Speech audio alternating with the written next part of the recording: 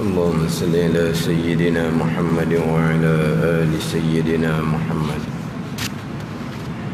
أعوذ بالله من الشيطان الرجيم. بسم الله الرحمن الرحيم.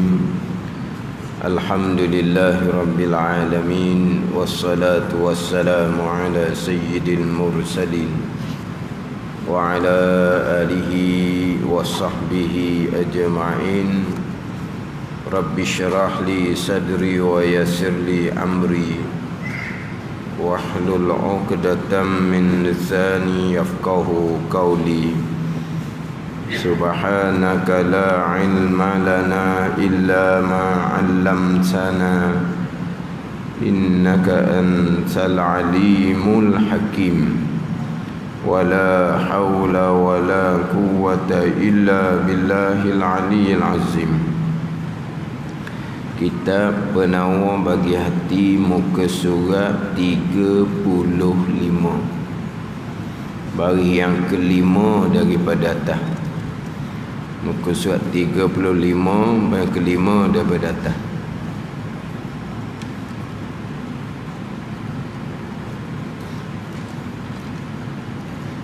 Qala al-muallifu rahimahullahu ta'ala wa nafa'ana bi'ulumihi amin. Dan sayugia bagi mereka yang dipuji bahawa amat amati ia mereka yang dipuji pada kesudahan yang ditakuti. Kerana terkadang adalah orang itu baik tetapi kesudahannya jahat, dan pada kebinasaan segala amal kebajikan, dan pada kebinasaan segala amal kebajikan, dan bahawa ingat ia mereka yang dipuji akan kejahatan dirinya,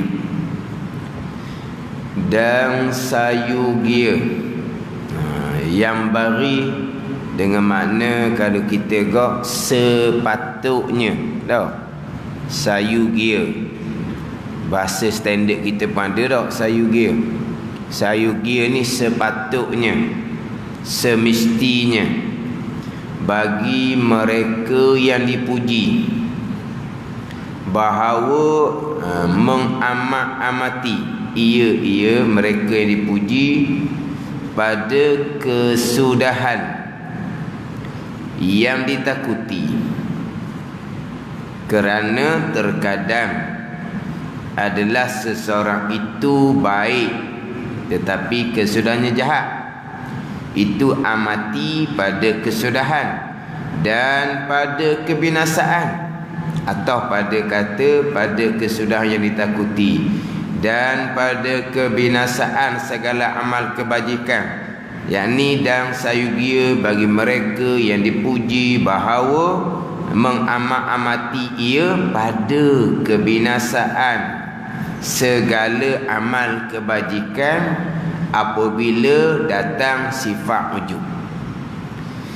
Dan sayugia bagi mereka yang dipuji. Ni masih lagi bicara berkaitan dengan kebinasaan lidah.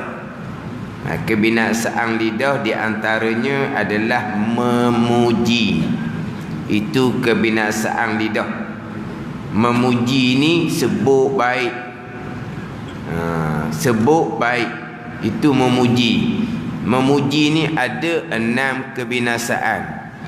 Kebinasaan lidah mengumpat, kebinasaan lidah berdusta, hak tu kita maklumlah. Mengumpat, berdusta, kebinasaan lidah tu kita maklum. Berbantah-bantah pun kita maklum itu kebinasaan lidah. Melawak yang berlebih-lebihan, itu kebinasaan lidah. Ni memuji. Mengumpat kita cerita keburukan. Memuji kita cerita kebaikan. Kalau mengumpat cerita keburukan, kita maklum memanglah kebinasaan lidah diharamkan ijma' ulama. Tiba-tiba memuji sebut baik pun kebinasaan juga. 4 kebinasaan atas yang memuji, dan 2 kebinasaan atas yang dipuji. Maknanya kalaulah contoh mengumpat itu kebinasaan atas orang yang mengumpat, yang diumpat boleh pahala. Ada ni, mengumpat itu kebinasaan atas orang yang mengumpat. Orang yang diumpat pahala, dia dapat pahala. Memuji ni, orang yang memuji ada kebinasaan, orang yang dipuji pun ada kebinasaan. Jadi mengumpat cerita keburukan, kebinasaan sebelah je. Memuji sebut baik, dua-dua belah. Yang memuji ada kebinasaan, yang dipuji pun ada kebinasaan. Ni kata kena belajar. Dua-dua ni, yang dia memuji, yang dipuji. Kemudian pula kebinasaan yang dipuji ni dah orang puji dia. Gimana? Orang puji dia. Kebinasaan atas yang dipuji, tapi dah orang puji, bukan diminta orang puji. Nak kira mana pula tu? Kalau kebinasaan atas yang memuji, dia yang memuji. Kalau kebinasaan pun dah dia yang memuji. Sekarang ni yang dipuji, yang dipuji, tiba-tiba ada kebinasaan. Ni orang ni sebut baik ni, mengumpat kebinasaan sebelah, yang diumpat boleh pahala pula dah. Ni sebut baik, kebinasaan dua belah. Kalau kebinasaan atas yang memuji, dia yang memuji, iyalah dia memuji dengan berlebih-lebihan, jatuh kepada dusta. Jelah kebinasaan atas dia. Dia memuji hanya nak menzahirkan sahaja. Dia suka, dia kasih, tapi sebenarnya di dalam hati dianya benci. Itu jadi riak pula. Yang ketiganya, ni memanglah nyatalah dianya berpura-pura. Di hadapan dia cakap baik je, bagus. Dalam hati dia tidak. Itu nyatalah dia riak. Yang ketiga pula, dia puji perkara yang tidak diyakini. Baik pun dia tak yakin juga. Itu pun boleh bawa kepada dusta. Yang keempat, terkadang yang dipuji itu orang fasik, orang zalim. Jadi dia orang memuji ni masukkan kegembiraan atau orang fasik, orang zalim. Kebinasaan atas orang yang memuji. Itu jelas. Sekarang ni yang dipuji pula, yang dipuji kebinasaannya menyebabkan orang yang dipuji ni jadi takabur, jadi ujub.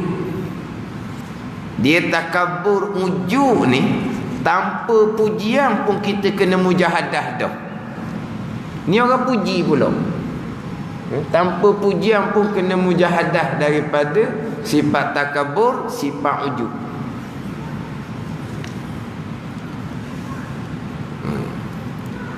WUX 7008. Bukan belok orang ni, lampu nyala.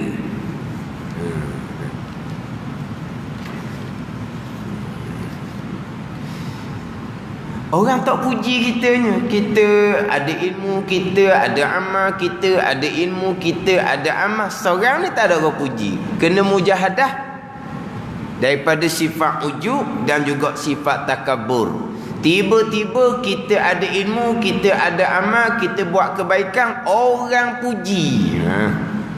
Seorang pun kena mujahadah dah, jaga hati daripada ujub dan takabur. Tiba-tiba orang dipuji pula.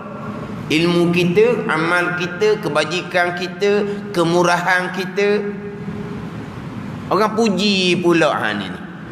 Ini kebinasaan atas yang dipuji, jadi takabur, jadi ujub. Yang kedua pula, kebinasaan atas yang dipuji ni, bila orang puji, dia pun jadi rasa suka cita dah, cukup dah, padam dah. Dengan ilmu yang ada, orang puji ilmu banyak.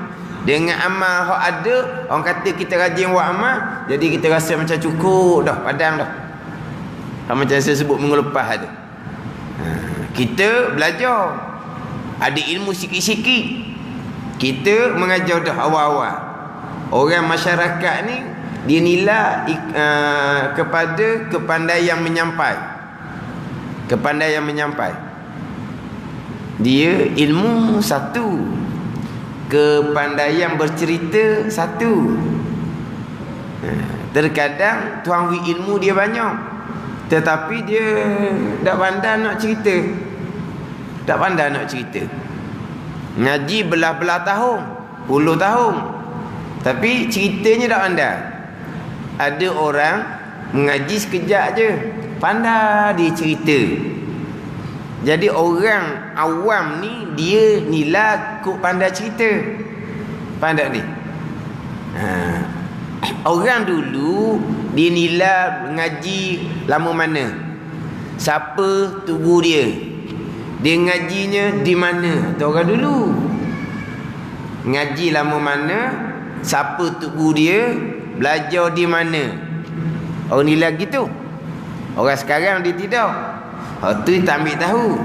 Dia nak tak ada telinga, sedap dengar, tak mengantuk, tak boring, tak jemu, okey. Ni alim. Alim lalu dah. Orang sekarang. Tak ada ni. Orang sekarang dia latar belakang tak kira.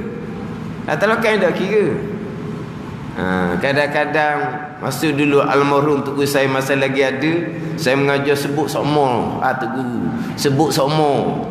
Tujuannya supaya pergi jumpa tugu. Seorang tak pergi. Ni cerita lama lah ni. Tugu tak ada dah. Cerita dulu. Seorang tak pergi. Kadang-kadang malu juga pergi jumpa tugu. Tugu kata almarhum Baba Najibuddin Kerandang. Dia kata ngajar. Mana dia tahu ngajar, tapi malulah kitanya. Sebab apa? Tak ada seorang pun mari jumpa. Sepatutnya dah kita mengaji dengan seseorang, tugu dia ada, kena jumpa atas tu. Kena jumpa atas. Tak ada. Sampailah tugu meninggal pun tak ada. Ni cerita dulu ni. Sebab orang tak kira tu. Orang tak kira. Okey, ada depan dia. Ada satu kisah tu, orang Kelantan lah. Bukan kata orang Terengganu, guano-guano Kelantan, guano-guano, bukan. Orang Kelantan. Anak murid lah, murid tugu mengajar. Orang kampung mari jumpa. Mari jumpa tanya. Sianu dia mengaku ngaji pondok Kerandang. Anak murid Baba. Ya, Baba kata ya.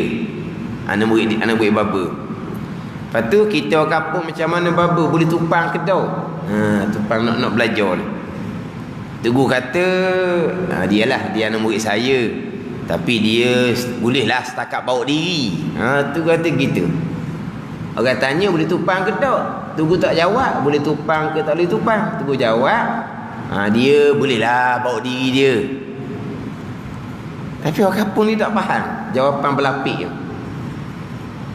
Maka ngaji. Tugu ngaku anak murid. Ya, Tugu ngaku anak murid. Tapi yang kamu tanya boleh tumpang ke tak belajar, Tugu tak kata ya.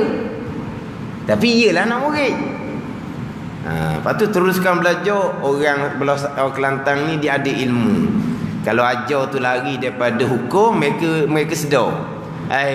Ngajar apa pesan gini salah. Pergi jumpa mula Tugu. Mana ni Tugu? Tugu kata anak murid Tugu, anak murid Baba. Tapi dia ajar ni salah ni. Betul lah Baba kata anak murid saya. Tapi saya kata dia boleh bawa diri, bukan boleh ngajar orang. Faham tak ni? Bukan boleh ngajar, boleh bawa diri dia je. Tapi tunggu dah lah nak jawab. Kita orang kampung ni boleh tupang dah. Tak usah tupang lah dia. Dia bukan boleh ngajar orang. Tapi faham lah. Tunggu kata boleh bawa diri. Tapi nak ceritanya orang kampung pergi tanya. Sebab apa? Sebab dikir kepada guru macam mana. Guru aku ke? Tak aku ke? Jadi orang kita ni lebih kepada penyampaian. Jadi apabila mengajinya baru, lepas tu mengajar, pandai bercerita, orang kampung pun puji, aling kamu ni. Sampai pekat saya sebut minggu lepas tu, aling kamu daripada baba kamu. Allah kata mana boleh buat regu gitu. Kau tu ngaji 3-4 tahun je, tu pun ngaji 3-40 tahun, ngajar di Masjidil Haram almarhum Baba Najmuddin. Macam mana boleh orang kampung kata gitu? Orang kampung boleh kata gitu. Sebab apa? Dia pandai. Bila orang puji, tak ngaji dah lah, cukup dah. Ni kebinasaan yang kedua. Orang yang dipuji ni akan suka cerita dah. Cukup dah ilmu. Memada dah dengan ilmu yang ada. Binasa tu. Berhenti mengaji, mengajar. Tapi lama-lama, modal tulis kan. Lama-lama, berhenti gitu je. Dan itu kebinasaan yang kedua. Binasaan pertama, menyebabkan orang yang dipuji ujub dan takabur. Tetapi jikalau sejahtera selamat, yang memuji dan yang dipuji daripada kebinasaan yang dinyatakan dalam kitab Penawar Hati ni, maka tidak dilarang memuji tu. Bahkan terkadang memuji tu jatuh hukum sunat. Nabi SAW memuji Sayyidina Bakar radhiyallahu anhu. Nabi kata jikalau ditimbang iman Sayyidina Bakar radhiyallahu anhu dengan iman sekalian manusia ni, nescaya berat iman Sayyidina Bakar radhiyallahu anhu lagi. Bayangkan. Yang mana kita maklum Sayyidina Bakar lah manusia yang paling lebih yang bukan Nabi. Dia dalam kitab dia ada ceritalah siapa hak lebih sekali. Nabi SAW turun kepada Nabi Ibrahim AS, Nabi Musa AS, Nabi Isa AS, Nabi Nuh AS, yang dikenali dengan ulul azmi. Kita maklum tu. Kemudian 5 rasul ni, ada lagi 20. Hak rasul 25 tu. Hak 20 ni tak boleh nak bunuh nombor dah lah. Hak mana yang ke-6 selepas Nabi Nuh AS yang ke-5? Tak ada. Mana yang ke-25? Tak ada tu. Hak rasul 20 ni turun kepada rasul-rasul lain. Kan rasul kan setengah pandangan mengatakan 313 orang. Ada riwayat mengatakan 340. Tu hak rasul tu.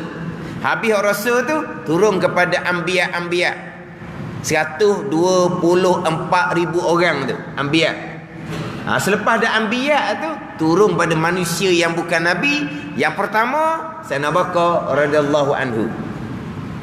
Dan Sayyidina Bakar lah juga manusia yang pertama-tama yang dibangkit selepas tiup sangkakala yang kedua, hak bukan nabi.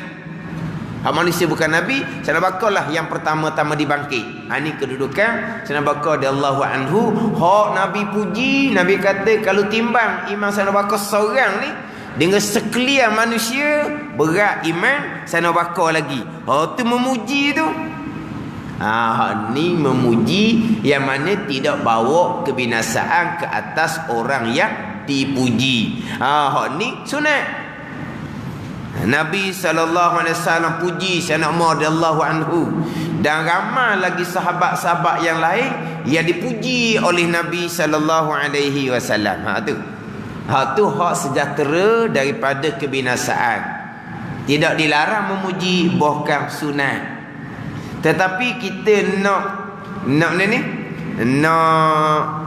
pastikan supaya yang dipuji itu tak jadi binasa. Kena berlalu lah, kena cermat pula situnya.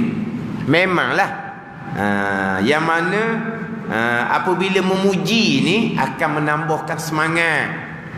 Jadi sahabat Nabi SAW ni dipuji, bertambah semangat di amal ibadat. Ada ni. Jadi bertambah semangat. Sama juga orang belajar pun semua kadang-kadang bila dipuji, dia semangat. Tapi tidak menjadikan mereka tu ni ujub dan takabur. Tapi nak pastikan yang dipuji tidak ujub, tidak takabur tu. Tu kena berlalu lah. Mana kalau kita kata sikit je nipis tekah antara pujian yang dilarang kebinasaan dengan pujian yang dibenarkan. Kita kata nipis sangat. Kita bolehlah yang memuji, bolehlah. Pastikan pujian kita itu bukan dusta. Pastikan pujian kita itu sebenar, ikhlas. Bukan nak menzahirkan kasih, nak menyembunyikan benci, bukan. Kita puji, mulut kita pun kata baik, hati kita pun kasih ke dia. Dan kita puji pula pujian yang kita yakin, yang kita puji itu sebenar. Dan kita puji pula betul dia orang soleh, dia bukan orang fasik, orang zalim. Satu bahagian kita yang memuji, tapi yang dipuji itu macam mana? Jadi ujub, jadi takabur ke tak? Tu kena beralulah pula. Yang kita yang memuji ni. Ni cerita pula ni. Yang dipuji ni mana pula? Kita yang dipuji ni pula. Dan sayugia bagi mereka yang dipuji bahawa mengamat-amati ia yang mereka yang dipuji ni pada kesudahan yang ditakuti, kerana terkadang adalah seseorang itu baik tetapi kesudahannya jahat. Ada manusia seumpama tu. Kita maklum kisah Bal'am bin Ba'ura. Kita maklum kisah Bursisa. Itu di kalangan awliya ilah. Akhirnya binasa, jatuh kepada kufur. Ni maknanya terkadang manusia ni baik tapi kesudahannya jahat. Ada ni. Jadi kita yang dipuji ni belum kena kira lah kesudahan tu. Kesudahan yang jatuh ditakuti. Sekarang baiklah, tapi akan datang macam mana? Kita kena jaga diri kita. Hak dalam hadis tu, inna ahadakum la ya'mal bi amali ahli jannah hatta ma yakunu bainahu wa bainah illa zira' fayasbiqu alaihi alkitab fayamalu bi amali ahli nar fayadkhuluha. Hadis tu masyhur tu. Antara dua tu mana dulu beramal dengan amalan ahli syurga dengan beramal dengan amalan ahli neraka? Siapa ingat? Inna ahadakum la ya'mal bi amali al-jannah dulu ke bi amali ahli nar? Tak nampak, tak lagi. Mana dulu? Fayasbiqu alaihi alkitab fayamalu bi amali ahli nar fayadkhuluha. Seseorang kamu beramal dengan amalan ahli syurga hingga adalah antaranya dan syurga ni melainkan satu hasta, maka telah terdahulu ketetapannya ianya adalah orang yang ahli neraka, maka dia beramal dengan amal ahli neraka, dia mati dalam keadaan maksiat, dia masuk neraka. Satu laginya beramal dengan amalan ahli neraka hinggalah tidak ada antaranya dan antara neraka malaikat sasta je, maka telah terdahulu kerana ketetapan Allahnya dia ni orang ahli syurga, dia bertaubat, dia beramal dengan amal ahli syurga, dia mati dalam keadaan taat, dia masuk syurga. Itu maksud hadis. Tapi antara dua tu mana dulu?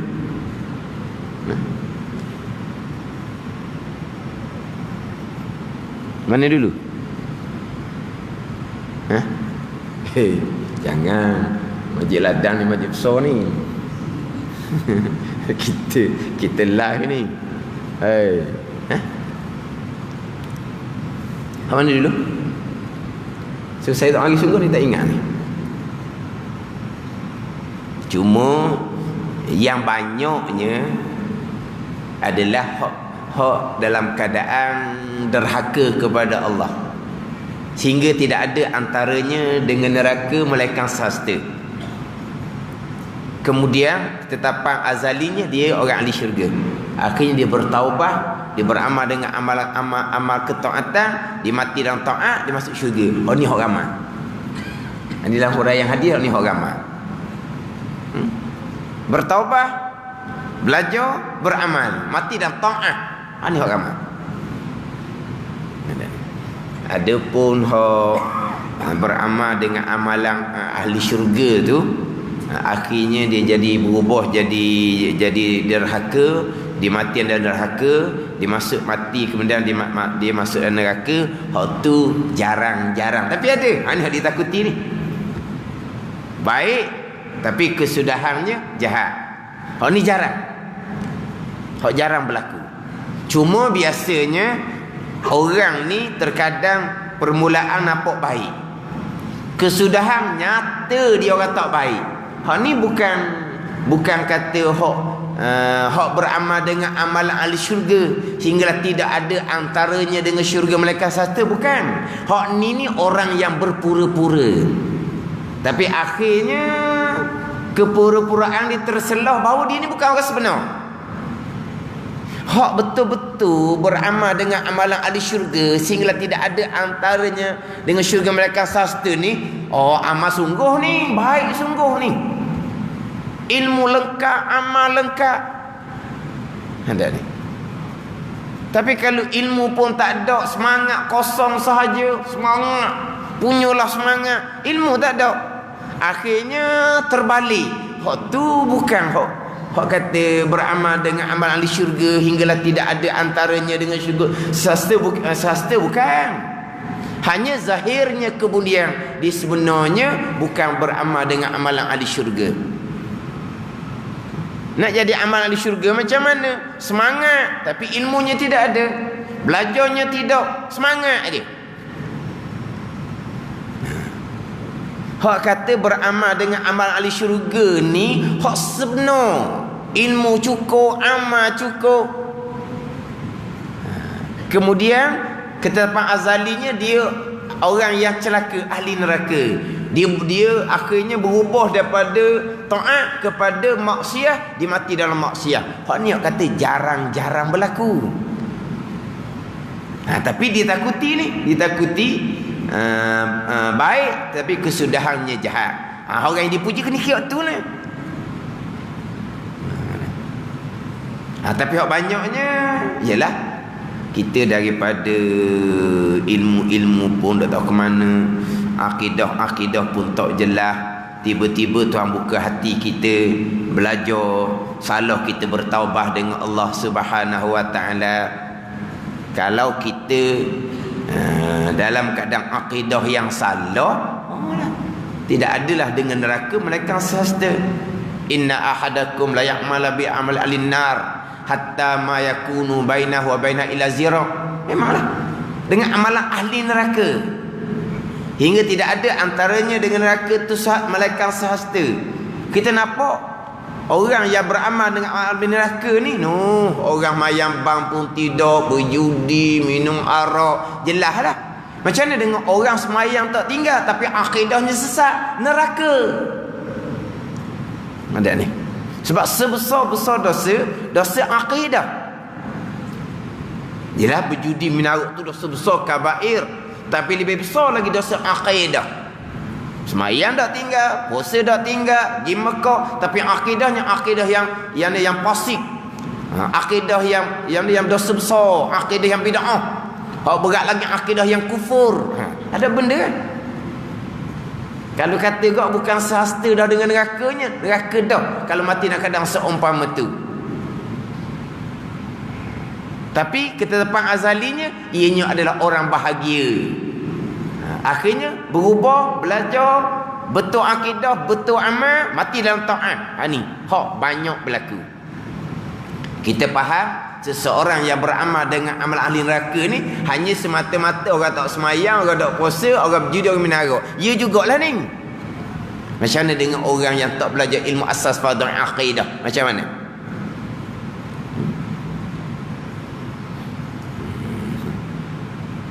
Semayang dok tinggal, berjemaah dok tinggal, berpegang perkara jahat, bukan qada Allah. Akidah ni khilaf tu. Setengah ulama kata kafir. Kafir ni bukan sejengkal dah dengan neraka, kekal neraka selama-lamanya.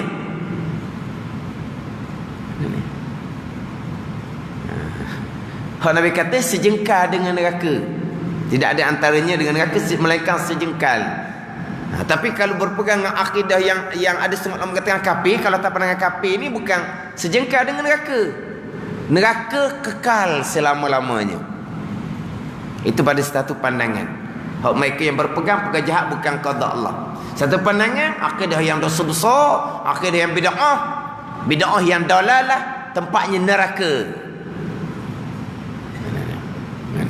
Hak ni hak banyak.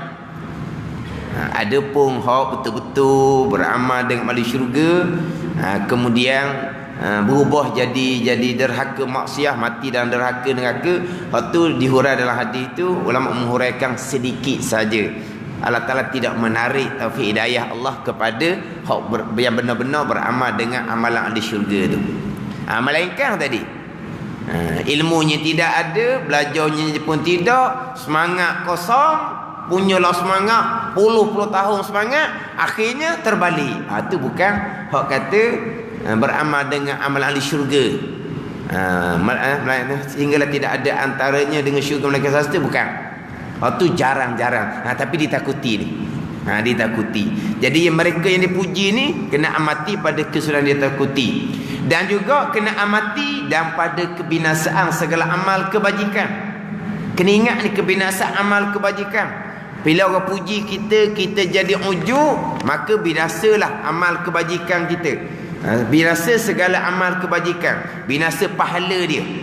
Dan bahawa ingat, ini saya juga bagi mereka yang dipuji, bahawa ingat. Jadi dan bahawa ingat atas kepada bahawa amati ia, dan bahawa ingat ia. Mana saya juga bagi mereka yang dipuji, bahawa ingat ia akan kejahatan dirinya. Orang puji tu hak orang zon kok tengok kok zahir. Kita ni banyak kecelaan, banyak keburukan. Kita kena ingat akan kejahatan diri kita. Orang puji ni, orang puji kita, itu zon dia, jangkaan dia. Sebab kita sesama kita, zannu bil mu'minina hasanan. Kena zon sesama orang mukmin dengan zon, sangkaan yang baik. Zahir baik, orang pun puji baik, tapi kita kenal diri kita. Diri kita ni banyak kecelaan, banyak dosa, banyak aib, banyak jahat. Maka kita kena ingat akan kejahatan diri. Betul dalam kitab Hikam, Ibn Atta menyatakan bahawa ajhalun nas man taraka yaqina ma indahu li zanni ma indan nas. Sejahil-jahil manusia, mereka yang meninggalkan hak yakin barang yang ada di sisinya. Dia yakin dosa banyak, aib banyak, sifat jahat banyak. Kenapa tinggal hak yakin? Kerana zon manusia tu lah. Manusia jangka baik, dia pun puji baik. Itulah sejahil-jahil manusia. Betullah kita yang dipuji, mereka dipuji, kena ingat akan kejahatan dirinya. Kena ingat. Bukan nak suruh cerita kat orang, saya ni tak baik, saya ni jahat. Jahat kita jangan cerita kat orang.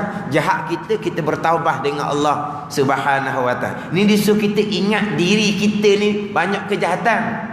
Bukan suruh kita mengaku kepada orang memuji, awak puji itu tak betul, saya jahat. Jangan. Jahat kita minta ampun dengan Allah Subhanahu wa taala, bukan cerita ke orang. Lepas tu sini ingat ia mereka yang dipuji ni akan kejahatan diri. Kena ingat kejahatan diri kita, bukan suruh cerita. Dan bahawa menzahirkan atau pada bahawa amati juga. Dan bahawa menzahirkan, mana dan sayugia bagi mereka yang dipuji, bahawa menzahirkan ia akan benci bagi puji itu seperti serta benci ia akan dia dalam hatinya. Dia kena menzahirkan benci. Mana janganlah orang puji kok senyum mewek kadang-kadang. Bukan setakat senyum mewek. Tengoklah pula siapa ni, tu habis tu. Tu habis lah. Dia kata tengoklah kaki pula. Allah, ada benda tu.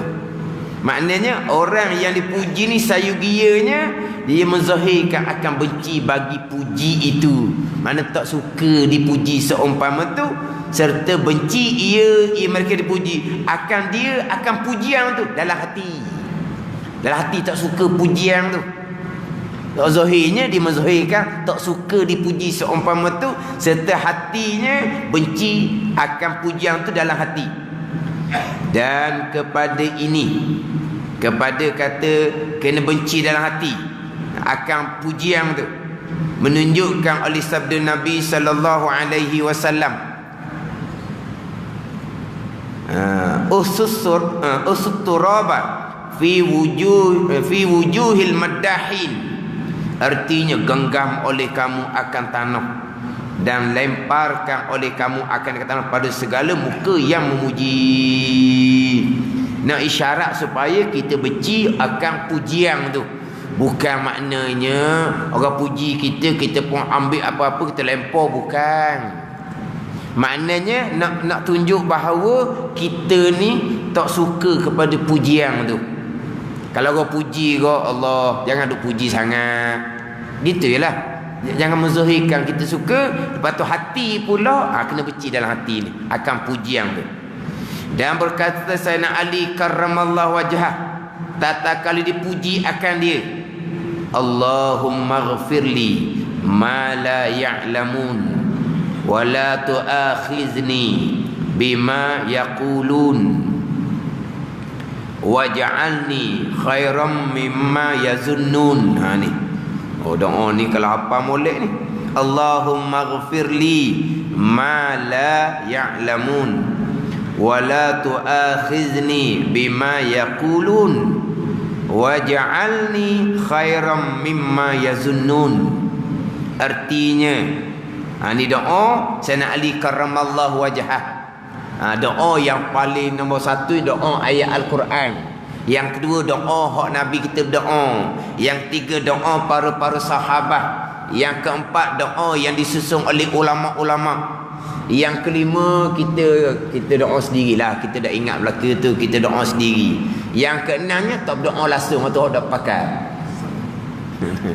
Dah kita doa Quran tak pandai, doa hak Nabi pun tak pandai, doa sahabat pun tak pandai, doa hak ulama-ulama pun tak pandai. Lepas tu kita doa, ya Allah, ikut cakap Melayu gitu je. Janji berdoa je. Tapi di antara doa hak lebih, doa para sahabat radhiyallahu anhum. Ini doa Sayyidina Ali karramallahu wajhah. Artinya, hei Allah, hei Tuhanku, ampuni olehmu bagiku akan barang yang, akan kesalahan yang tiada mengetahui mereka itu, mereka yang memuji ni, akan dia, akan barang tu. Maknanya kita bukan cerita kesalahan kita kepada orang yang memuji. Kita minta ampun dengan Allah. Kita minta ampun dengan Allah. Kita minta ampun, Allah terampuni bagiku akan barang yang, akan kesalahan yang tiada mengetahui mereka itu, akan dia, akan kesalahan ni. Kita minta ampun ke Tuhan. Ingat baik, itu bukan kita cerita kepada orang memuji tu, saya ni orang banyak dosa, saya ni jahat, bukan. Dan jangan engkau ambil salah akan daku dengan sebab barang yang, dengan sebab pujian yang berkata mereka itu akan dia akan pujian. Jangan engkau ambil salah. Sebab apa? Sebab dipuji takut jadi apa? Takut jadi kesok jarum, kesok jarum panggil. Jadi oleh kerana dia puji menyebabkan kita ni jadi salah kitanya. Kita minta Allah tak jangan ambil salah.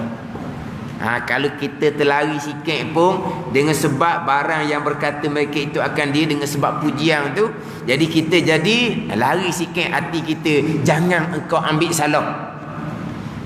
Ni, dan jadikan olehmu akan daku lebih baik daripada barang yang menyangka mereka itu. Tengok.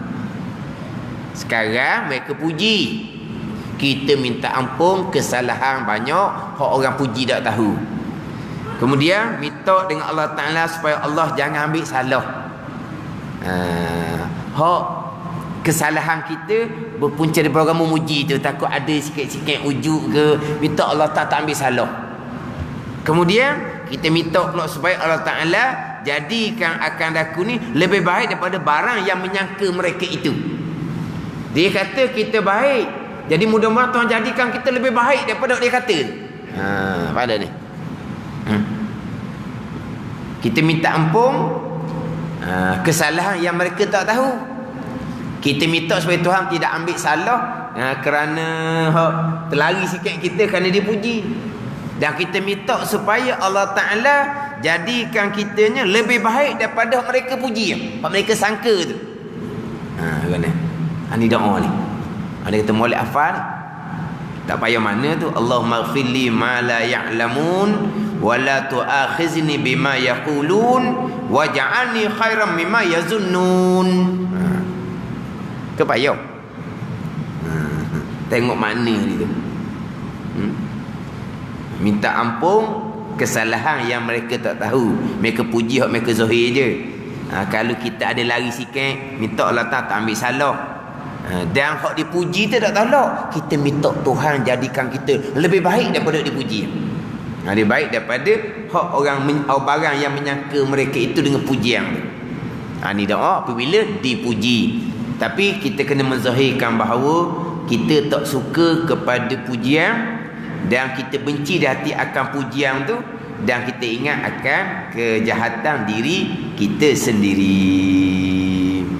Ni saya kira bagi mereka yang dipuji. Dan kita belajar, kita beramal, kita belajar, kita beramal, memang orang akan puji. Memang orang akan puji. Itu ujian belaka lah tu. Orang akan puji. Dah berubah dah kitanya. Baik kita taat, kita jaga semayang, jaga berjemaah, jaga belajar. Orang akan puji. Apa tu macam mana ni? Pada kita ni macam mana mereka yang dipuji? Sayugianya macam mana? Pada kita ni sayugianya macam mana? Atas mereka yang dipuji. Wallahu a'lam. Bab yang ketiga pada menyatakan marah, ghadab, sifat kecelaan yang ketiga. Wallahu a'lam. Betulah dalam kitab Penang Bagi Hati ni memang hak kita lah. Hak kita. Hak ni ilmu ni hak sama-sama ni. Tadilah orang memuji, orang akan memuji. Kita nak letak warna kita ni. Hak kita ni satu-satu susun. Inilah hak dihimpun daripada kitab Arba'in fi Usuluddin karangan Imam Ghazali rahimahullah. Wallahu a'lam. Bismillahirrahmanirrahim. Alhamdulillahirabbil alamin wassalatu wassalamu ala sayyidil mursalin wa ala alihi washabbihi ajma'in. Allahumma iftah alaina futuhal arifin. Allahumma allimna ilma aqdamin wa fahimna famasabikin warzuqna ruqat talibin. Allahumma zidna ilma wa alhiqna bis salihin. Wa sallallahu ala sayyidina Muhammadin wa ala alihi wa sahbihi wa sallam. Walhamdulillahi rabbil alamin.